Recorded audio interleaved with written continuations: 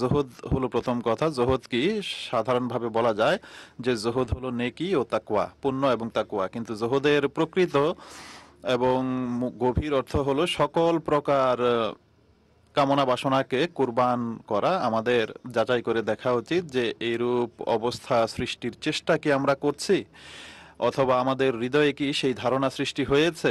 এরপর জুহুদের অর্থ হলো নিজেদের মনের বাসনা এবং কোনো দাবি থেকে মুক্ত হওয়া, অর্থাৎ ব্যক্তিগত চাওয়া থেকে মুক্ত হওয়া।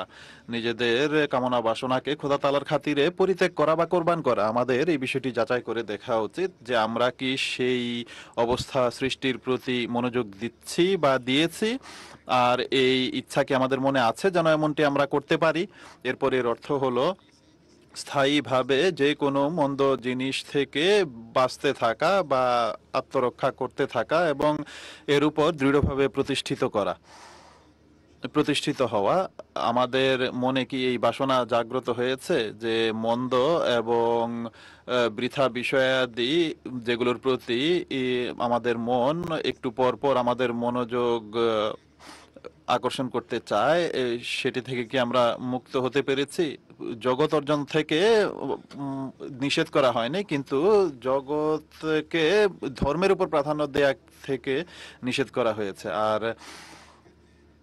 আমরা আমাদের প্রত্যেকবার বয়াতের অঙ্গীকারে আমরা এই কথা বলি যে আমরা ধর্মকে জাগতিকতার উপর প্রাধান্য দিব। মহিলারাও একই কথা বলে থাকে, কিন্তু কতজন আছে যারা এই অঙ্গীকার পরিপূর্ণভাবে পালন করে, এটিকে সর্বদা নিজেদের হৃদয়ে লালন করে?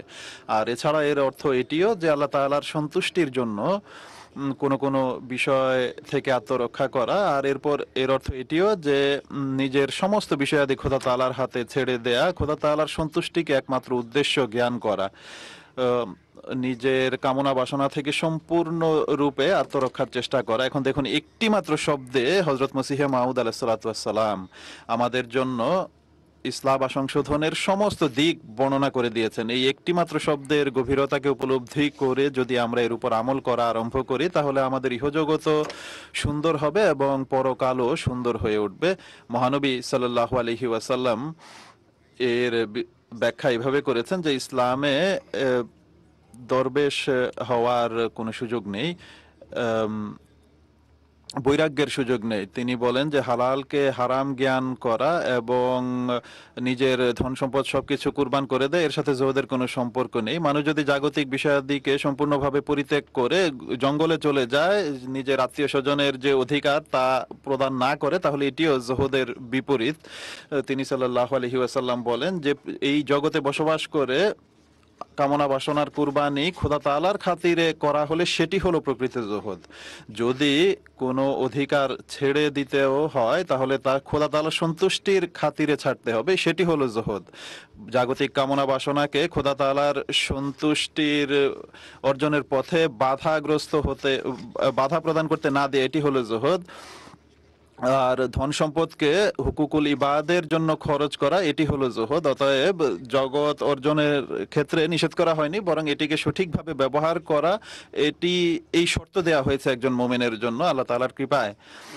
এই যে কুরবানির প্রেরণা, এটি আমরা বহু আহমদীর মাঝে আজও দেখতে পাই। অতএব এটি হলো সেই জুহুদ যা হযরত মসিহে মাউদ আলাইহিস সালাতু ওয়াস সালাম আমাদের মাঝে সৃষ্টি করতে চেয়েছেন মহানবী সাল্লাল্লাহু আলাইহি ওয়াসাল্লামের নির্দেশনার আলোকে। আর জলসার উদ্দেশ্যের মাঝেও তিনি এটিকে অন্তর্ভুক্ত করেছেন।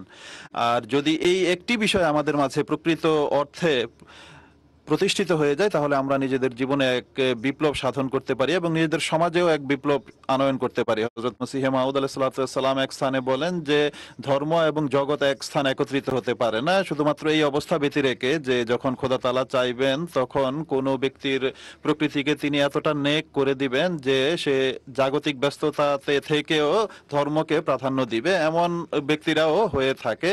আল্লাহ তাআলা চাইলে মানুষ ধর্মকে জাগতিকতার উপর প্রাধান্য দিতে পারে, আর এর জন্য আল্লাহ তাআলার সমীপে বিনত হওয়া আবশ্যক। যা হোক, তিনি বলেন যে এক ব্যক্তির উল্লেখ তাজকিরাতুল আউলিয়া পুস্তকে রয়েছে যে এক ব্যক্তি হাজার হাজার টাকার লেনদেন রত থাকে, এক ওয়ালিউল্লাহ তাকে দেখে এবং কাশফি দৃষ্টি তার প্রতি দেয়, তখন সে জানতে পারে যে তার হৃদয় অর্থাৎ সেই যে ব্যবসায়ী তার হৃদয় এত বেশি টাকা লেনদেন করার সময়ও খোদা তাআলার ধ্যান থেকে মোটেই বিরত ছিল না, এমন ব্যক্তি সম্পর্কেই বলা হয়েছে। रिजालुन ला तुलहीहिम तिजारतुन वला बैउन अन जिक्रिल्लाह कि कोई অর্থাৎ কোনো ব্যবসা বাণিজ্য এবং লেনদেন তাদেরকে খোদার স্মরণ থেকে বিরত রাখতে পারে না।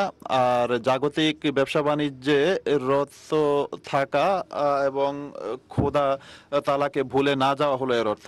সেই টাট্টু ঘোড়া কিসে কোনো কাজের নয় যা বোঝা বহনের সময় বসে পড়ে এবং খালি থাকা অবস্থায় দৌড়ায়। সেই ফকির যে জাগতিক কাজে ভয় পেয়ে ঘরের কোণে বসে যায়, সে দুর্বলতা প্রদর্শন করে। ইসলামে বৈরাগ্যের সুযোগ নেই। আমরা কখনো এই কথা বলি না যে নারীদেরকে এবং স্ত্রীদেরকে এবং সন্তান সন্ততিকে পরিত্যাগ করে এবং জাগতিক কর্মকাণ্ড সম্পূর্ণভাবে পরিত্যাগ করে না, বরং অধীনস্থের উচিত সে যেন তার উপর যে দায়িত্ব রয়েছে তা পালন করে, ব্যবসায়ী যেন তার ব্যবসা করে, কিন্তু ধর্মকে সর্বক্ষেত্রে যেন প্রাধান্য দেয়। অতএব এই পৃথিবীতে বসবাস করে ধর্মকে প্রাধান্য দানকারী আমরা তখনই হতে পারবো, বা যদি হতে পারি তাহলেই মসিহ মাউদ আলাইহিস সালামের আকাঙ্ক্ষা কে পূর্ণ করতে পারবো। অতএব যেমনটি আমি বলেছি, সারাংশ হলো জুহুদকে অর্জনের জন্য আল্লাহ তাআলার যে নির্দেশাবলী সেটিগুলিকে পালনের অধিকার আদায় করতে হবে, মন্দ বিষয়াদি পরিহার করতে হবে এবং মন্দ চরিত্র প্রদর্শন থেকে আত্মরক্ষা করতে হবে। ভেদাভেদ ভুলে গিয়ে মীমাংসার দিকে মনোযোগ দিতে হবে। আল্লাহ তাআলার খাতিরে ভালোবাসা এবং ভ্রাতৃত্বকে বিস্তৃত করা, এটি হলো জুহুদ। এটি সংক্ষেপে আমি জুহুদ সম্পর্কে উল্লেখ করলাম।